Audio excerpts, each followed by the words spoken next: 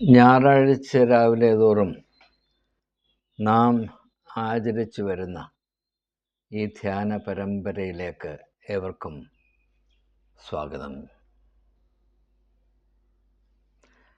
ഇന്നത്തെ നമ്മുടെ ചിന്തയ്ക്ക് ആധാരമായി അതിനേകദേശം ഒരു ദിശാബോധം നൽകുന്നതിന് വേണ്ടി മാത്രം മത്തായിയുടെ സുവിശേഷം 5-ാം അധ്യായത്തിൻ്റെ 17-ാം വാക്യം ഞാൻ വായിക്കാൻ പോവുകയാണ്. മത്തായിയുടെ സുവിശേഷം 5-ാം അധ്യായത്തിൻ്റെ 17-ാം വാക്യം. The Gospel according to Saint Matthew, chapter 5, verse 17. അതിപ്രകാരമാണ്: ഞാൻ ന്യായപ്രമാണത്തെയോ പ്രവാചകന്മാരെയോ നീക്കേണ്ടതിന് വന്നു എന്ന് നിരൂപിക്കരുത്. നീക്കുവാനല്ല, നിവർത്തിപ്പാനത്രേ ഞാൻ വന്നത്. നീക്കുവാനല്ല, നിവർത്തിപ്പാനത്രേ ഞാൻ വന്നത്. എൻ്റെ ഇംഗ്ലീഷ് ടെക്സ്റ്റ് ഒന്ന് വായിക്കുന്നത് ഈ തരുണത്തിൽ പ്രയോജനം ചെയ്യും എന്നതുകൊണ്ട് അതും കൂടെ നമുക്കൊന്ന് നോക്കാം. Do not think that I have come to abolish the law and the prophets. I have come not to abolish but to fulfill them. Not to abolish but to fulfill. ഇതാണ് നമ്മുടെ ചിന്ത. അപ്പോൾ ഇവിടെ നമുക്ക് ഒരു സംഘർഷത്തിൻ്റെ പശ്ചാത്തലം ആദ്യമേ ഒന്ന് പരിചയപ്പെടേണ്ട ആവശ്യമുണ്ട്. യേശുവിൻ്റെ പരിസ്ഥിതി ശുശ്രൂഷ ആരംഭിച്ചിട്ട് അധിക സമയമായില്ല. പക്ഷേ അപ്പോൾ തന്നെ അന്നത്തെ മത നേതാക്കന്മാർ, സ്ഥാപിത മത താൽപ്പര്യങ്ങളുടെ സംരക്ഷകർ, അവരുടെ കാഴ്ചപ്പാടിൽ യേശു ഒരു പേടിസ്വപ്നമായി, ഒരു വലിയ അപകടകാരിയായി മാറിക്കഴിഞ്ഞിരുന്നു. അന്ന് യേശുവിനെ പറ്റി, പ്രത്യേകിച്ച് യേശു ജനങ്ങളെ പഠിപ്പിക്കുന്നു, അവരെ ചിന്തിക്കുവാൻ പ്രേരിപ്പിക്കുന്നു എന്നത് ആസ്പദമാക്കി, അത് രാഷ്ട്രീയമാണെങ്കിലും മതമാണെങ്കിലും ജനങ്ങളെ ആരെങ്കിലും ചിന്തിപ്പിക്കാൻ ശ്രമിക്കുന്നുണ്ടെങ്കിൽ നിലവിലിരിക്കുന്ന വ്യവസ്ഥിതി കൊണ്ട് ഭീമമായ ലാഭമുണ്ടാക്കുന്ന ഫലം കൊയ്യുന്ന ആളുകൾക്ക് അതെപ്പോഴും ഒരു പേടിസ്വപ്നം തന്നെയാണ്. രാഷ്ട്രീയമാണെങ്കിലും മതമാണെങ്കിലും കണക്കാണ്, യാതൊരു വ്യത്യാസവുമില്ല. അങ്ങനെ യേശു ജനങ്ങളെ ചിന്തിപ്പിക്കുവാൻ പ്രേരിപ്പിച്ചതുകൊണ്ട്, ചിന്തിപ്പിക്കുക മാത്രമല്ല, സത്യത്തെ ആസ്പദമാക്കി ചിന്തിക്കുക, അതായത് ജീവിത യാഥാർത്ഥ്യങ്ങളുടെ വെളിച്ചത്തിൽ ചിന്തിക്കുക, അത് വ്യവസ്ഥാപിത താൽപ്പര്യങ്ങൾക്ക് പേടിസ്വപ്നമാകും എന്നത് നമുക്കറിയാം. അതുകൊണ്ട് തന്നെ യേശുവിനോടുള്ള അമർഷം വളരെ വർദ്ധിച്ചു വരുന്ന ആ സാഹചര്യത്തിൽ പുരോഹിതന്മാർ, മത നേതാക്കന്മാർ അന്നും ഇന്നും ഉപയോഗിക്കുന്ന തന്ത്രം, യേശുവിനെ പറ്റി ഒരു വിസ്പർ ക്യാമ്പയിൻ, പൊതുവായി വലിയ പ്രതിഷേധമൊന്നും കാണിക്കാതെ ജനങ്ങളുടെ കാതിൽ കുശുകുശുക്കുക, അവൻ സൂക്ഷിച്ചോണം, ഇവൻ കടിക്കും, അവൻ അപകടകാരിയാണ്, അവനെ മാറ്റി നിർത്തിയില്ലെങ്കിൽ നമ്മുടെ മതം തരിപ്പണമായി പോകും, അപകടമാണ്, അവനെ കണ്ടാൽ ഓടി രക്ഷപ്പെട്ടു പോകും. ഇതിങ്ങനൊരു വിസ്പർ ക്യാമ്പയിൻ. അത് യേശുവിൻ്റെ ശ്രദ്ധയിൽപ്പെട്ടതുകൊണ്ടാണ് ഇപ്രകാരം ഒരു പ്രസ്താവന, ഒരു സ്പഷ്ടീകരണം നടത്തുവാൻ ആവശ്യമുണ്ട് എന്ന് യേശുവിന് ബോധ്യമായത്. താൻ യഹൂദന്മാരുടെ അഭിമാനമായ ന്യായപ്രമാണവും പ്രവാചകന്മാരുടെ അറിയിപ്പുകളും അസാധുവാക്കാൻ വന്നിരിക്കുന്നു എന്ന കുപ്രചരണം, അത് സംബന്ധമായ സ്പഷ്ടീകരണം എന്താണ്? ഞാൻ നീക്കുവാനല്ല, ഇതൊന്നും അട്ടിമറിക്കാനല്ല ഞാൻ വന്നത്, ഞാനത് നിവർത്തിക്കാനായിട്ട് വന്നതാണ്, ഞാനത് ഫുൾഫില്ല് ചെയ്യാനായിട്ട് വന്നതാണ്. ഇവിടെ നാം ആദ്യമായി മനസ്സിലാക്കേണ്ടത്, ഇങ്ങനെ ഒരു സംഘർഷം, ഒരു കോൺഫ്ലിക്റ്റ് ഉണ്ടാകേണ്ട ആവശ്യം എന്താണ്? ഇപ്പോൾ യഹൂദ മത നേതാക്കന്മാർ അവർ ദൈവികമായ ഒരു ദൗത്യത്തിൽ ഏർപ്പെട്ടിരിക്കുന്നു എന്ന് അവർ അവകാശപ്പെടുന്നു. ദൈവികമായ ദർശനത്തിൽ ജനങ്ങളെ പരിശീലിപ്പിക്കുവാനും നിലനിർത്തുവാനും അവർ പ്രതിജ്ഞാബദ്ധരാണ് എന്നതാണ് അവരുടെ അവകാശവാദം. യേശുവും ദൈവഹിതം ഭൂമിയിൽ നടപ്പാക്കാനായി വന്നിരിക്കുന്നു. എന്നാൽ ഇവർ രണ്ടുപേരും ഒരേ നുകത്തിൻ്റെ കീഴിലുള്ള രണ്ട് കാളകളെപ്പോലെ മനുഷ്യ അവസ്ഥ എന്ന് പറയുന്ന കാളവണ്ടി പരസ്പര സഹകരണത്തിൽ വലിച്ച് മുൻപോട്ട് പോയാൽ പോരെ. പക്ഷെ അങ്ങനെ നടക്കുകയില്ല. ഇവിടെയാണ് ഏറ്റവും വലിയ സംഘർഷമുണ്ടാകുന്നത്. കാരണം ഈ രണ്ട് കൂട്ടരും അവരുടെ ദൗത്യങ്ങളെ മനസ്സിലാക്കുന്നത് ഒരു കാലത്തും പൊരുത്തപ്പെടാൻ സാധ്യതയില്ലാത്ത രണ്ട് വ്യത്യാസമുള്ള വിധങ്ങളിലാണ്. അതിനെപ്പറ്റി നമുക്കൊരു സ്പഷ്ടതയുണ്ടാകണം. ആദ്യമായി യഹൂദ മത നേതാക്കന്മാർ, പരീശന്മാർ, ശാസ്ത്രിമാർ, സാധുക്യന്മാർ, പിന്നെ മഹാപുരോഹിതൻ, പിന്നെ സൻഹെദ്രിൻ, ശുനഹദോസ്, ഇവരൊക്കെ ഈ ഒരു സ്ഥാപിത മതത്തിൻ്റെ സംരക്ഷകരും മേലധികാരികളുമാണ്. അവരെ സംബന്ധിച്ചിടത്തോളം ന്യായപ്രമാണങ്ങളും പ്രവാചകന്മാരും അവരുടെ പൈതൃകമാണ്. അപ്പോൾ അതിന് എന്തെങ്കിലും കോട്ടം വരുവാൻ വരുത്തുവാൻ ഞങ്ങൾ സമ്മതിക്കുകയില്ല. ഞങ്ങൾ അവയെ സംരക്ഷിക്കും. അത് ഞങ്ങളുടെ അവകാശമാണ്, കടമയാണ് എന്നതാണ് പുരോഹിതവർഗത്തിൻ്റെ എക്കാലവുമുള്ള ഒരു നിലപാട്. എന്നാൽ ഇവിടെ ഇത് സംബന്ധിച്ച് രണ്ട് വ്യത്യസ്തമായ സാധ്യതകളുണ്ട് എന്നതാണ് യേശു വളരെ തന്മയത്വത്തോടുകൂടെ എന്നാൽ വളരെ വ്യക്തമായി നമ്മെ അറിയിക്കുന്നത്.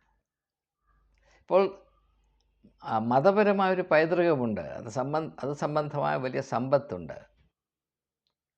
ഇപ്പോൾ ഹിന്ദുമതമാണെങ്കിൽ അതിൻ്റെ പുരാണങ്ങളുണ്ട്, അതിൻ്റെ സാഹിത്യങ്ങളുണ്ട്, വേദങ്ങളുണ്ട്, വ്യാഖ്യാനങ്ങളുണ്ട്. ഒരു വലിയ വലിയ വലിയ സമ്പത്തുണ്ട്. അത് സംരക്ഷിക്കുകയാണ് വേണ്ടത് എന്നതായിരുന്നു ഇവിടുത്തെ പുരോഹിതവർഗത്തിൻ്റെയും നിലപാട്. അതുകൊണ്ടാണ് അത് അശുദ്ധമാക്കാൻ മറ്റുള്ളവരത് സ്പർശിക്കരുത്, സ്ത്രീകളത് തൊടരുത്, ദളിതായിട്ടുള്ള ആളുകൾ, താണവർഗത്തിൽപ്പെട്ട ആളുകൾ അത് കൈയാളരുത്, ഒരു ശൂദ്രന് വേദം ചൊല്ലാൻ അവകാശമുണ്ടാകരുത്, മലീമസമായി പോകും എന്നൊക്കെയുള്ള ഒരു നിലപാടെടുക്കുന്നതിൻ്റെ കാര്യം ഞങ്ങൾ വേദങ്ങളെ അല്ലെങ്കിൽ ഹിന്ദു പുരാണങ്ങളെ, ഹിന്ദു സ്ക്രിപ്റ്റേഴ്സിനെ സംരക്ഷിക്കുവാൻ ബാധ്യസ്ഥരാണ് എന്നതിൽ ആസ്പദമാക്കിയാണ്. അപ്പോൾ ആത്മീയമായ ഈ പൈതൃകത്തോട് പുരോഹിതവർഗം ജാതി മതഭേദമന്യേ എപ്പോഴും എടുത്തിട്ടുള്ള നിലപാട് ഞങ്ങൾ ഇവയുടെ സംരക്ഷകരാണ്.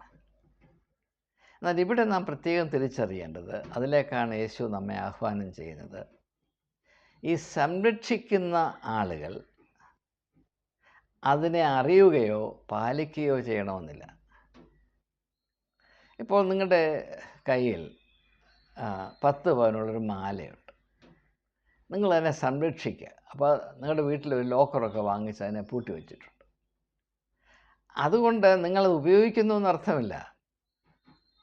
അതിൻ്റെ ജീവിതവും നിങ്ങളുടെ ജീവിതവും നിങ്ങളുടെ ലോക്കറിലിരിക്കുന്ന 10 പവനുള്ള മാലയുമായിട്ട് എന്തെങ്കിലും ബന്ധമുണ്ട് എന്നും അർത്ഥമില്ല. നിങ്ങൾക്ക് പട്ടിണി വന്നാൽ, വയറ് വിശപ്പ് കൊണ്ട് കത്തി എരിഞ്ഞാൽ ഈ 10 പവൻ്റെ മാല വിഴുങ്ങാനും സാധ്യമല്ല. നിങ്ങൾക്ക് ജ്വരം വന്നാൽ ഈ 10 പവൻ്റെ മാല നെറ്റിയിലിട്ട് ഒഴിഞ്ഞാൽ നിങ്ങൾക്ക് രോഗസൗഖ്യവും വരികയില്ല. അത് നിങ്ങളുടെ ലോക്കറിനകത്ത് അടച്ചു പൂട്ടി വെക്കാൻ മാത്രമേ സാധിക്കുകയുള്ളൂ.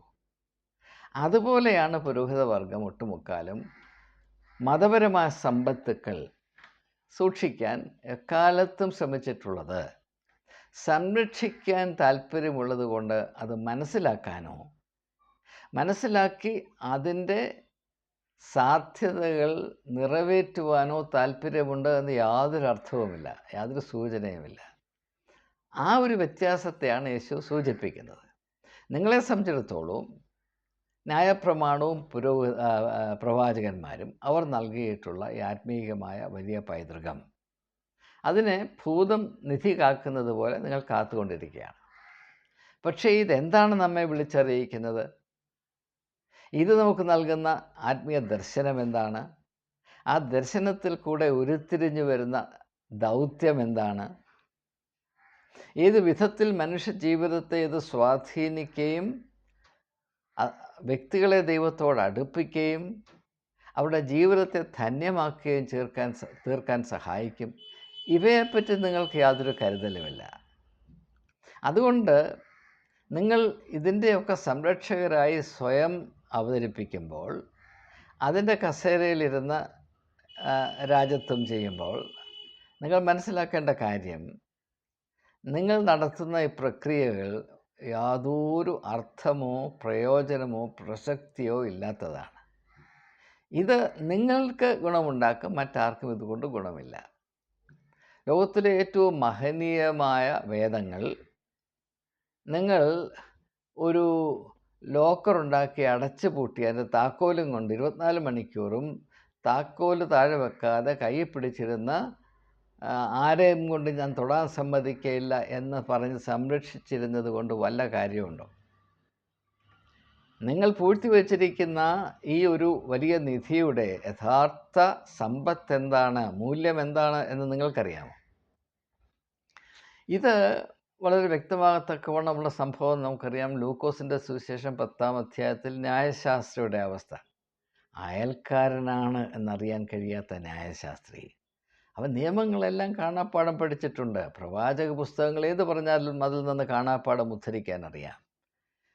മതത്തെ സംരക്ഷിക്കുന്ന എല്ലാ നിയമങ്ങളും താരിപ്പുകളും വണക്കങ്ങളും അവനറിയാം. പക്ഷേ ജീവിത യാഥാർത്ഥ്യത്തോട് അടുത്ത് നിൽക്കുന്ന ബാലപാഠങ്ങൾ പോലും അറിഞ്ഞുകൂടാ. അയൽക്കാരനാരാണെന്ന് അറിഞ്ഞുകൂടാ. ഇതാണ് മതമേഖലയുടെ എപ്പോഴും സ്ഥിതി ചെയ്തിട്ടുള്ള ദാരിദ്ര്യം എന്ന് ജനം തിരിച്ചറിയണം എന്നത് വ്യക്തമായി വചനത്തിൽ അടയാളപ്പെടുത്തിയിട്ടുണ്ടെങ്കിലും ഇത് എന്തുകൊണ്ടോ നമ്മുടെ ശ്രദ്ധയിൽ പതിയുന്നില്ല. ഇത് അത്ഭുതകരം തന്നെ. അതുകൊണ്ട് ഈ ഒരു യാഥാർത്ഥ്യത്തെ നാം മനസ്സിലാക്കുക. നമ്മുടെ കാലത്ത് യഹൂദന്മാരുടെ ഇടയിൽ പരീശന്മാരും ശാസ്ത്രിമാരുമാണ് യഹൂദ പാരമ്പര്യത്തെ സംരക്ഷിക്കുന്നതിന് വേണ്ടി ഇങ്ങനെ വാളുമെടുത്ത് റോന്തു ചുറ്റി നടന്നത് എങ്കിൽ നമ്മുടെ കാലത്ത് കുറച്ചുകൂടി സങ്കീർണമായിട്ടുണ്ട്. പുരോഹിതവർഗം അന്നത്തെ പോലെ ഇപ്പോഴും ചെയ്യുന്നുണ്ട്. പക്ഷേ അതിനുപരിയായി അപ്പോളജറ്റിക്സ് എന്ന് പറഞ്ഞൊരു കൂട്ടം ആളുകൾ ഇറങ്ങിയിട്ടുണ്ട്. അപ്പോളജറ്റിക്സ് അത് ക്രിസ്ത്യാനികൾക്ക് വളരെ താല്പര്യമുള്ള ഒരു പരിപാടിയാണ് ഈ അപ്പോളജറ്റിക്സ്. എന്താണ് ഈ അപ്പോളജറ്റിക്സ്? ക്രിസ്തീയ വിശ്വാസത്തെ അക്രൈസ്തവമായ അല്ലെങ്കിൽ ക്രൈസ്തേതരമായ ചിന്താഗതികൾ അല്ലെങ്കിൽ ശക്തികൾ, സ്വാധീനങ്ങൾ, വെല്ലുവിളികൾ ഇവയിൽ നിന്ന് സംരക്ഷിക്കുക. ഇപ്പോൾ കേരളത്തിൽ തന്നെ ക്രിസ്ത്യാനികളും ഇസ്ലാമിക വിശ്വാസികളും മുസ്ലിങ്ങളുമായിട്ടുള്ള വലിയ ഒരു സംഘർഷത്തിൽ ഈ ക്രിസ്ത്യൻ അപ്പോളജറ്റിക്സിൽ മിന്നി നടക്കുന്ന ആളുകൾ കാര്യമായ സംഭാവന ചെയ്യുന്നുണ്ട്. അവരിൽ പല ആളുകളും ഇസ്ലാമികമായ വിശ്വാസത്തെയും നബിത്തിരുമേനിയെയും ഏറ്റവും മോശമായ വെളിച്ചത്തിൽ ചിത്രീകരിച്ചാൽ അത് യേശുവിന് അതുകൊണ്ട് എന്തോ ഗുണം ലഭിക്കും എന്ന വലിയ തെറ്റിദ്ധാരണയിലാണ്. ഖുറാനിൽ അതുണ്ട്, ഇതുണ്ട്, അതില്ല എന്ന് പറഞ്ഞ് സ്ഥാപിച്ചത് കൊണ്ട് ഏതോ വലിയ നേട്ടം നേടി എന്നതാണ്. അല്ലെങ്കിൽ നബിത്തിരുമയുടെ ജീവിതത്തിൽ ഇന്ന പ്രശ്നങ്ങളുണ്ട്, ഇന്ന കുഴപ്പങ്ങളുണ്ട് എന്ന് പറഞ്ഞത് കൊണ്ട് ഏതാണ്ട് വലിയ കാര്യം സാധിച്ചു എന്നതാണ്. അല്ലെങ്കിൽ ക്രിസ്തു മതത്തിൻ്റെ വിശ്വാസ പ്രമാണങ്ങൾ ഇങ്ങനെയൊക്കെയാണ്, അതിൻ്റെ യുക്തി ഇതാണ്, സത്യം ഇതാണ്, അതിൻ്റെ വലിപ്പം, മേന്മ ഇതാണ് എന്ന് ഒരു 1000 പേരോടോ 10000 പേരോട് പറഞ്ഞാൽ അതുകൊണ്ട് എന്ത് നേടാമെന്നാണ് ഈ പറയുന്നത്? വാഗൊണ്ട് പറയുന്നത് പ്രവൃത്തിയിൽ കൊണ്ടുവരുമെന്ന് നിങ്ങൾ വിചാരിക്കുന്നുണ്ടോ? ഞാൻ കേരളത്തിലുള്ള ഒരു അപ്പോളജറ്റിക്സ് ഗ്രൂപ്പുമായി അല്പകാലം ഒന്ന് സഹകരിച്ച് പ്രവർത്തിച്ചു. അപ്പോൾ എനിക്ക് മനസ്സിലായതിൻ്റെ പാപ്പരത്വം. അതേത് അപ്പോളജറ്റിക്സ് ഗ്രൂപ്പാണെന്ന് ഞാൻ പറയുന്നില്ല. അവിടെ എല്ലാ പരിപാടികളിലും മിഷണറിമാർ കഴിഞ്ഞ കാലങ്ങളിൽ അത് ചെയ്തു, ഇത് ചെയ്തു, അത് ചെയ്തു, വലിയ സംഭാവന ചെയ്തു ചെയ്തില്ലെന്ന് ആരാ പറയുന്നത്? പക്ഷേ ക്രിസ്ത്യൻ സഭയുടെ സമൂഹത്തിൻ്റെ വ്യക്തികളുടെ ഇപ്പോഴത്തെ അവസ്ഥ എന്താണ്? പണ്ട് ചെയ്തു എന്ന് പറഞ്ഞിട്ട് വല്ല കാര്യമുണ്ടോ? എൻ്റെ വല്യപ്പൻ സമൃദ്ധമായ ആഹാരം കഴിച്ചു എന്ന് പറഞ്ഞതുകൊണ്ട് എൻ്റെ വയറ്റിലെ വിശപ്പിൻ്റെ തീ കെട്ടുപോകുമോ? അപ്പോൾ ഇതൊക്കെ വളരെ മിഥ്യകളാണ്. നമുക്കറിയാം, ആഗോളതലത്തിൽ ക്രിസ്ത്യൻ അപ്പോളജറ്റിക്സിൻ്റെ തലതൊട്ടപ്പനായി ശോഭിച്ചു നിന്നത് രവി സഖ്രായസ്. അദ്ദേഹത്തിൻ്റെ തകർച്ച നാം കണ്ടതാണ്. ഇതിലൊന്നും യാതൊരു അർത്ഥവുമില്ല. ഇത് വെറും ശബ്ദമാണ്, ശബ്ദകോലാഹലമാണ്, പ്രഹസനമാണ്. ചില ആളുകൾക്ക് സുഭിക്ഷമായി ജീവിക്കുവാനും മറ്റുള്ളവരുടെ കയ്യടി വാങ്ങിക്കാനുമുള്ള ഒരു വേദികൾ മാത്രമാണ് എന്നതിനേക്കാൾ ഒരു തെളിവ് ആവശ്യമൊന്നുമില്ല. ദൈവത്തെ സംരക്ഷിക്കാനുള്ള ചുമതല നിങ്ങളെ ആരും ഏൽപ്പിച്ചിട്ടില്ല.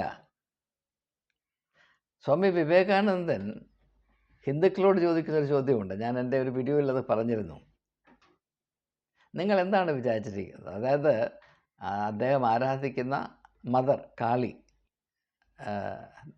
മാതാവ്, നിങ്ങൾ എന്താണ് വിചാരിക്കുന്നത്? ഞാൻ നിങ്ങളെ സംരക്ഷിക്കുകയാണോ, നിങ്ങൾ എന്നെ സംരക്ഷിക്കുകയാണോ? എനിക്ക് നിങ്ങളുടെ സംരക്ഷണം ആവശ്യമില്ല. അത് അത്രയുമെങ്കിലും സാമാന്യ ബുദ്ധി ക്രിസ്ത്യാനിക്കുണ്ടായിരുന്നുവെങ്കിൽ കൊള്ളായിരുന്നു. അപ്പോൾ ഇത് പണ്ടും നടന്നതാണ്, ഇപ്പോഴും നടക്കുന്നതാണ്. ദൈവഹിതം എന്തെന്ന് അറിഞ്ഞ് അത് പ്രവൃത്തിപഥത്തിൽ കൊണ്ടുവരാൻ താല്പര്യമില്ലാത്തവർ ദൈവത്തിൻ്റെ സംരക്ഷകരായി സ്വയം അവതരിപ്പിക്കും. അവരതുകൊണ്ട് നന്നേ ഗുണഫലങ്ങൾ കൊയ്യും. ഇത് എക്കാലത്തും നടന്നിട്ടുള്ളതാണ്. ഇതിൻ്റെ പൊള്ളത്തരം തിരിച്ചറിയാൻ സാധാരണ ആൾക്ക് കഴിയാതെ പോകുന്നത് കൊണ്ട് ഇങ്ങനെയുള്ള ആളുകൾ വളരെ നന്നേ ശോഭിക്കുന്നു. അവർ കസേരകൾ പിടിച്ചടക്കുന്നു. ഇത് അങ്ങനെ തുടർന്നുകൊണ്ടേ. പക്ഷേ യേശു പറയുന്നു, ഇതൊന്നും എൻ്റെ അജണ്ട അല്ല. എനിക്കൊരു അജണ്ട ഉണ്ട്. എന്താണ്? ഇതൊക്കെ നിവർത്തിക്കുക എന്നുള്ളത്. ഇനി എന്താണ് ഈ നിവർത്തിക്കുക എന്നതിൻ്റെ അർത്ഥം? നാം മനസ്സിലാക്കേണ്ടത്, ന്യായപ്രമാണവും പ്രവാചകന്മാരും അവർ ചില കാര്യങ്ങൾ നിർദ്ദേശിച്ചിട്ടുണ്ട്. ഇങ്ങനെ ആയിരിക്കണം, പ്രത്യേകിച്ച് ന്യായപ്രമാണങ്ങൾ. പ്രവാചകന്മാരുടെ സമീപനം കുറച്ച് വ്യത്യസ്തമായിരുന്നു. നമുക്കറിയാം, അവർ കൂടുതൽ ധാർമ്മികമായ പ്രശ്നങ്ങളാണ് കൈകാര്യം ചെയ്തത്.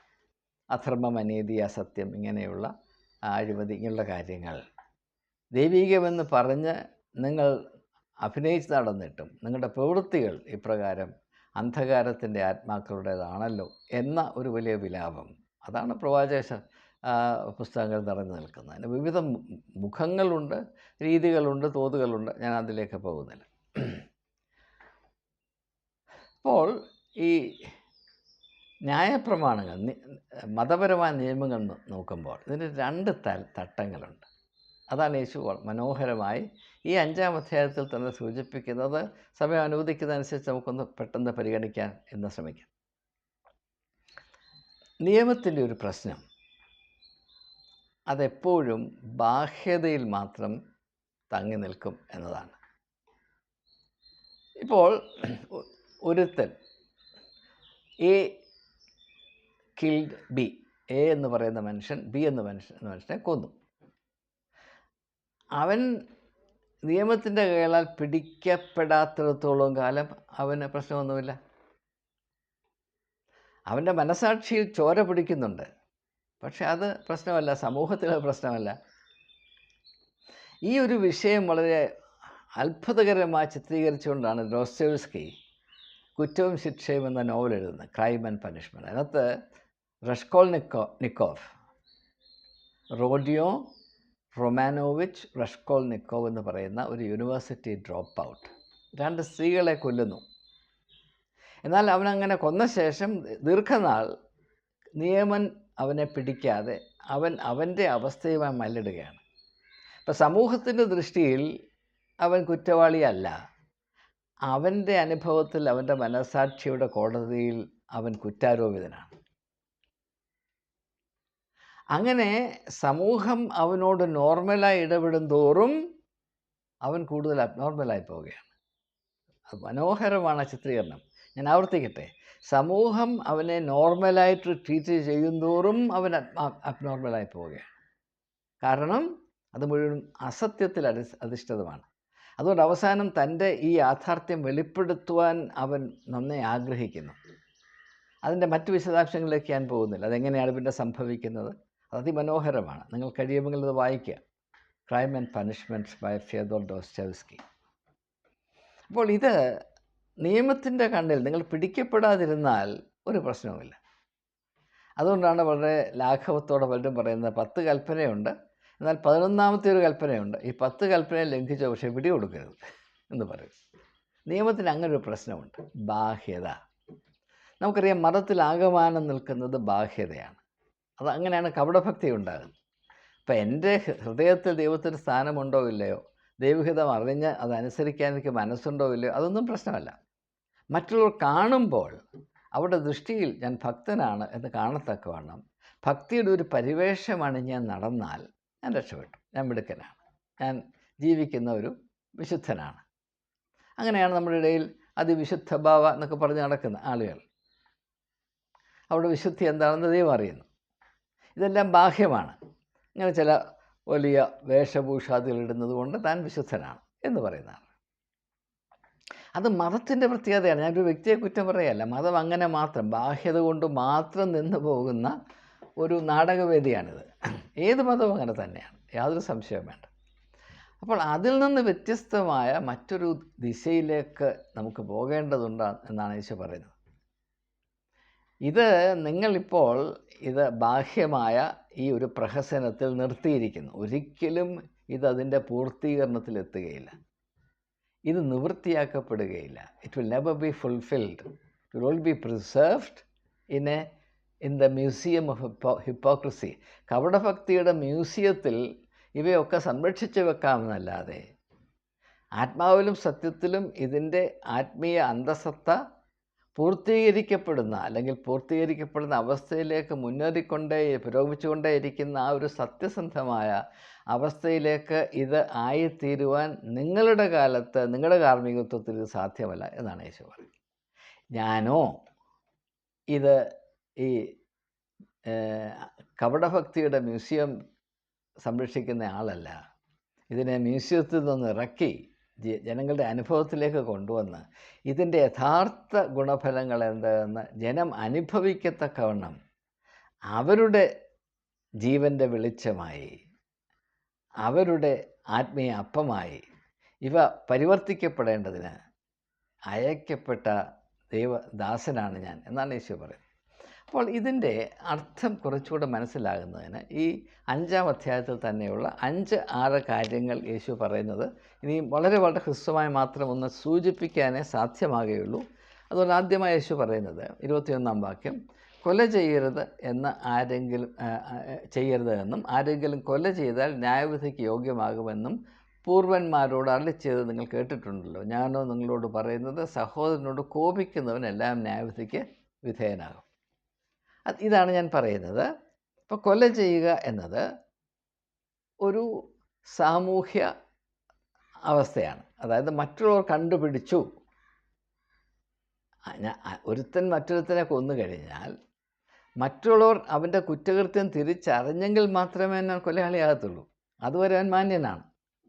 യേശു പറയുന്നു അതല്ല പ്രശ്നം. നിങ്ങൾ കൊല ചെയ്യണ്ട.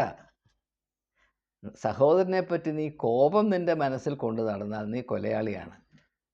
അത് കൊല ചെയ്യുന്നതിന് തുല്യമാണ്. ഇവിടുത്തെ മർമ്മം എന്താണ്?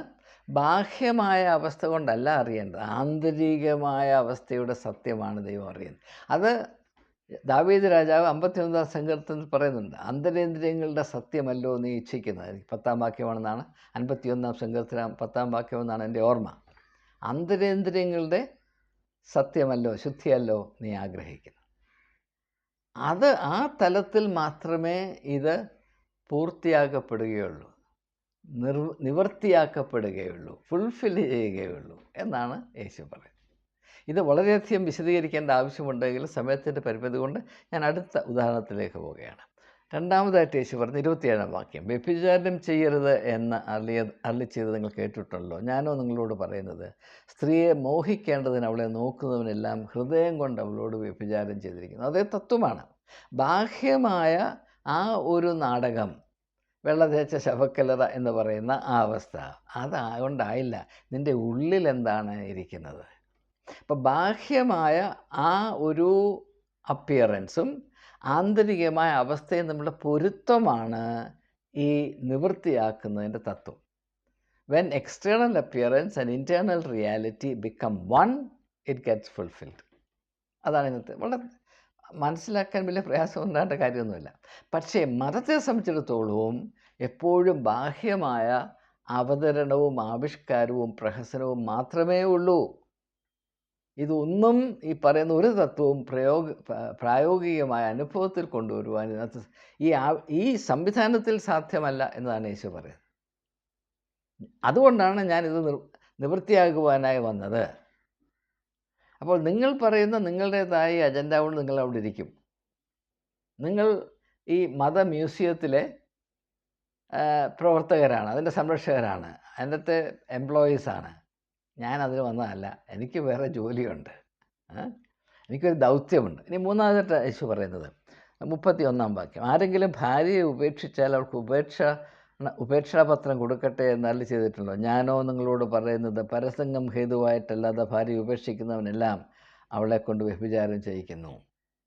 അപ്പോൾ അവിടെയും അതേ തത്വമാണ്. നിൻ്റെ ഉള്ളിലെ അവസ്ഥ എന്താണ്? നിനക്ക് നിൻ്റെ ഭാര്യയെപ്പറ്റി കരുതലുണ്ടോ? അതോ ഒരു ഉപകരണമായിട്ടാണോ നീ അവളെ കാണുന്നത്? നാലാമതായിട്ട് 33-ാമത്തെ വാക്കിൽ എന്താണ് പറയുന്നത്? കള്ളസാക്ഷ്യം ചെയ്യരുത് എന്നും ചെയ്യരുത് എന്നും സത്യം ചെയ്തത് കർത്താവിന് നിവർത്തിക്കണമെന്നും പൂർവന്മാരോട് അരുളി ചെയ്ത് നിങ്ങൾ കേട്ടിട്ടുണ്ടല്ലോ. Do not bear false witness എന്ന് പറഞ്ഞു. പക്ഷേ നിങ്ങളെന്താണ് ചെയ്യുന്നത്? യേശുവിനെ വിചാരണ ചെയ്തപ്പോൾ മഹാപുരോഹിതൻ ഉപയോഗിച്ച തന്ത്രം എന്താണ്? കള്ളസാക്ഷികളെ കൊണ്ടുവന്നു. അപ്പോൾ മതത്തെ സംരക്ഷിക്കാനിരിക്കുന്ന ആളുകൾ അവരുടെ താല്പര്യങ്ങളെ സംരക്ഷിക്കേണ്ടി വരുമ്പോൾ എല്ലാ കൽപ്പനകളെയും ലംഘിക്കും, യാതൊരു സംശയവുമില്ല. ഇനിയും അവസാനമായിട്ട് 32-ാം വാക്യം, കണ്ണിന് പകരം കണ്ണും പല്ലിന് പകരം പല്ലും എന്ന് അരുളി ചെയ്ത് നിങ്ങൾ കേട്ടിട്ടുണ്ടോ? ഞാനോ നിങ്ങളോട് പറയുന്നത്, ദുഷ്ടനോട് എതിർക്കരുത്. Do not resist evil.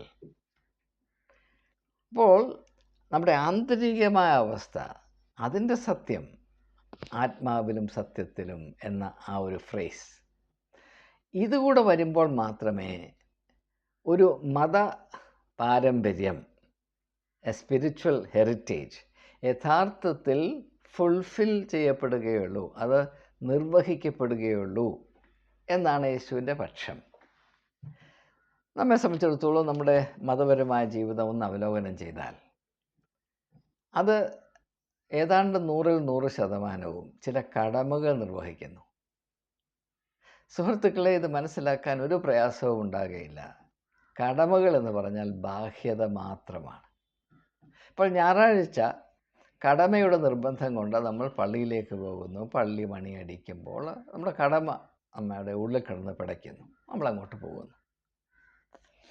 അവിടെ പോയി ഇരുന്ന ശേഷം എന്താണ് സംഭവിക്കുന്നതെന്ന് നിങ്ങൾക്കും അറിയാം, ദൈവത്തിനും അറിയാം. എന്തിനാണ് അവിടെ പോയിരിക്കുന്നത്? അവിടെ പോയി ഇരുന്നത് കൊണ്ട് എന്ത് അനുഭവമുണ്ടായി?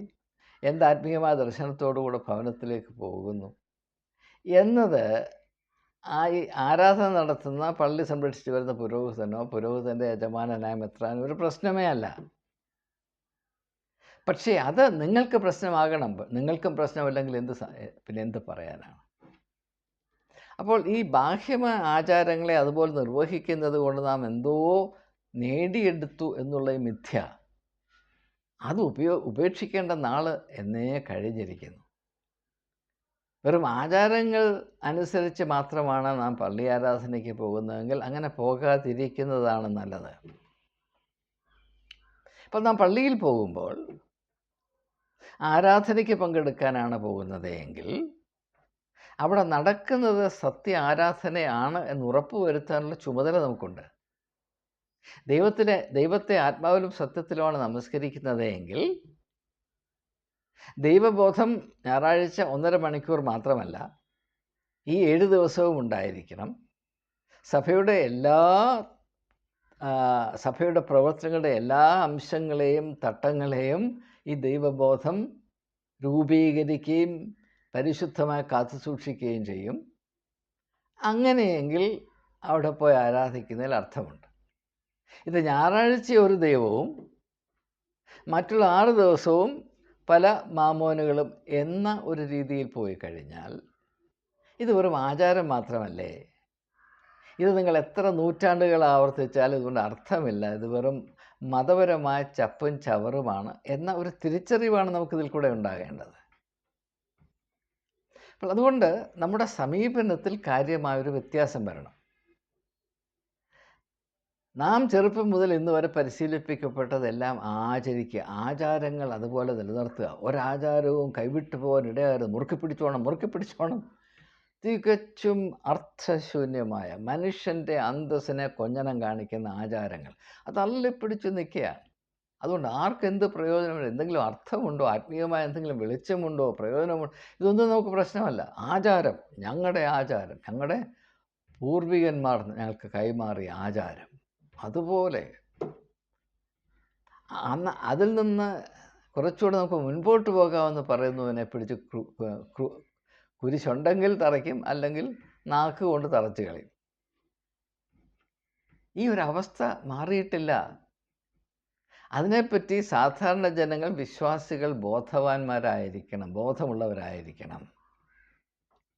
നാം ആചാരങ്ങൾ അനുഷ്ഠിക്കുന്നതിനോടൊപ്പം തന്നെ ആരും പള്ളി വിട്ട് പോകണമെന്നോ നിസ്സഹരിക്കണമെന്നോ ഞാൻ ഒരിക്കലും പറഞ്ഞിട്ടില്ല, പറയുമില്ല. പക്ഷേ നാം ഈ ആചാരങ്ങൾ ആചരിക്കുന്നതിനോടൊപ്പം തന്നെ ഈ ആചാരങ്ങൾ ഏത് ദിശയിലേക്ക് ചൂണ്ടിക്കാണിക്കുന്നുവോ ആ ദിശയിലേക്ക് സഞ്ചരിക്കുവാനുള്ള ഒരു ദാഹവും ഉള്ളിൽ അനുഭവിക്കണം. അതിനുവേണ്ടി നാം കൂട്ടാക്കണം. അതിനുവേണ്ടി പുരോഹിതവർഗത്തിൻ്റെ പ്രേരണയ്ക്ക് വേണ്ടി കാത്തു നിന്നാൽ ആജീവനാന്തം നിങ്ങളുടെ ജീവിതം പാഴും ശൂന്യമായി പോകും.